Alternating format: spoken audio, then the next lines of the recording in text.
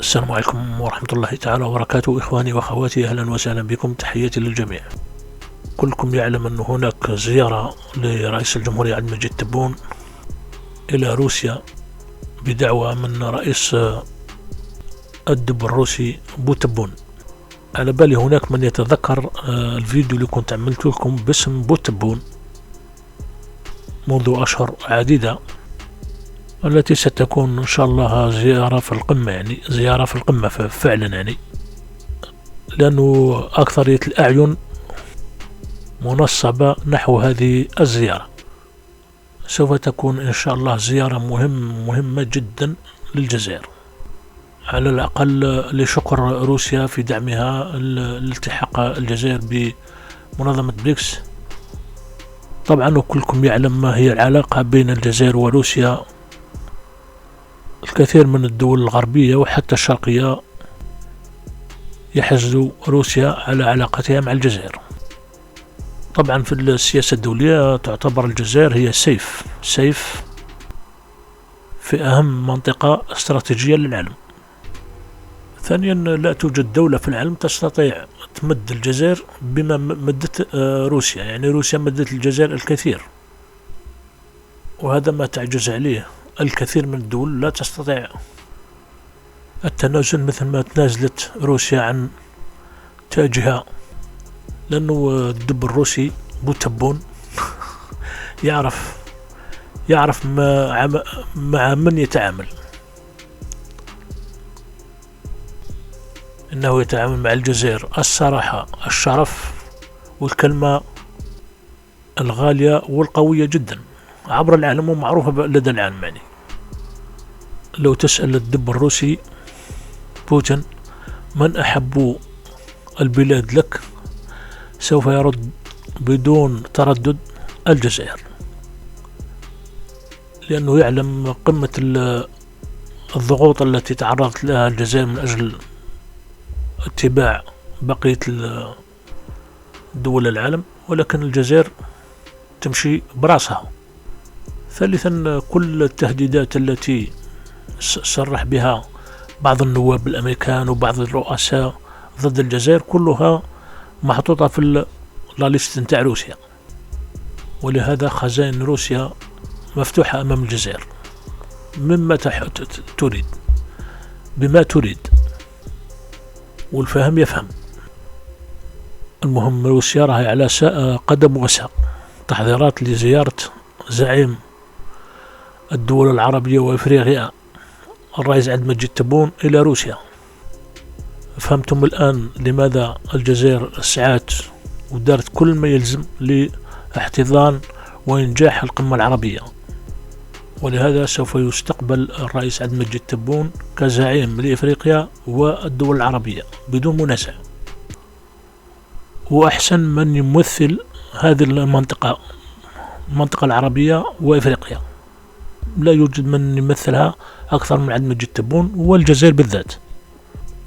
وهذا ما تتميز به الجزائر، سمعتها لدى العالم. دول العالم كامل يحترموا الجزائر ويقدروها ويعطوا كل الموافقة على ما تفعل الجزائر. حتى الاستقبال الذي سيحظى به عبد المجيد تبون هو استقبال دولة. سوف نستمع إن شاء الله لهذا التقرير الخاص بالزيارة ونكمله بعدها إن شاء الله.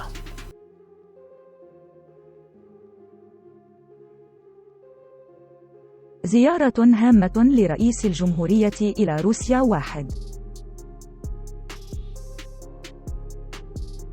بواسطة المصدر، قال وزير الخارجية والجالية الوطنية في الخارج رمضان لعمامرة إن التحضيرات لزيارة رئيس الجمهورية عبد المجيد تبون إلى روسيا تتم بنشاط كبير، ويأمل الجانب الجزائري أن يتم ذلك قبل نهاية العام الجاري. وأضاف لعمامرة في تصريح لوكالة نوفوستي على هامش منتدى باريس للسلام: نتمنى أن تتم قبل نهاية العام، والآن يتم الإعداد لهذه الزيارة، وهي مهمة لكل بلدين، ونحن نشارك بنشاط وإيجابية في التحضير لها. وتابع قائلا: لدينا برنامج تعاون واسع النطاق بين الجزائر وروسيا، شريكان ومهمان لبعضهما البعض. وواصل يقول: نجري حوارا سياسيا عالي الجودة، ونأمل أن تكون زيارة الرئيس عبد المجيد تبون لروسيا بداية ومرحلة جديدة في علاقاتنا. وكان نائب وزير خارجية روسيا ميخائيل بوغدانوف قد صرح في وقت سابق إن هناك دعوة من الرئيس الروسي فلاديمير بوتين للرئيس الجزائري لزيارة روسيا. ولمعلوماتكم كذلك كان الرئيس بوتين كان زار الجزائر في 2006 وقام بصفقة كبيرة جدا، من بينها كانت إلغاء بعض الديون للاتحاد السوفيتي. الجزائر يعني كان يسلل الجزائر دراهم، وبوتين كان مسح تلك الديون، إلا أنه كان طلب من الجزائر شراء بعض الأسلحة المتطورة والمخصصة لدول مثل الجزائر. ومنذ ذلك التاريخ زادت العلاقات بين روسيا والجزائر وأصبحت متميزة جدا واستراتيجية كذلك. ولهذا اليوم تتميز علاقة روسيا مع الجزائر الصدق والصراحة والاعتماد. مثل منذ اندلاع حرب أوكرانيا وروسيا، الجزائر ما صوتت ضد روسيا في أي شيء، بل بالعكس. الشيء اللي يعجبك في سياسة الجزائر ما عندهاش دوبل فاس، ديريكتومون فاس واحدة كل لوريجين، عكس أقزام المنطقة لاعبين شادين العصا في الوسط. مثل قضية حقوق الإنسان، آخر ملف كان ضد روسيا، برويطة بين وجهه، شافوه كل العالم شافوه ويوم التصويت هرب، خاف ما صاب يوقف مع أمريكا مع روسيا، الهرب تسلك. وفي ذلك التصويت الحجج كثيرة من نظام المخزن، ولكن الحق كان عرفتها روسيا وكان عرفتها أمريكا. مسمينه وزير خارجية،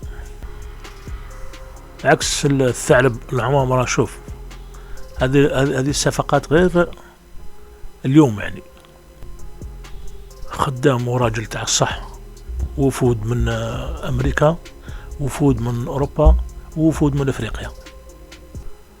ربي يطول في عمره السيد رمطان العمامرة، يعني فعلا راجل فحل درجاز تاع الصح يعني. وش اللي يعجبك فيه ما يتذمر، ما يهمه شكون. كان خلف بوقدوم لبضعة أشهر ثم عاد إلى منصبه القديم. عندما تسمع رمطان العمامرة أنه رئيس الدبلوماسية الجزائرية، أنه فعلا رئيس دبلوماسية تاع الصح، يعني ما كاش تمسخير، ويمثل الجزائر أحسن تمثيل ويدافع عليها دفاع شرس. آخر كلمة في آخر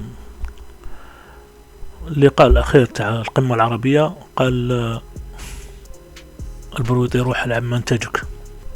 ولهذا كان البرويطي قال لك واحد مهتم بينا في الجزائر، ما لقيناش الرد اللازم.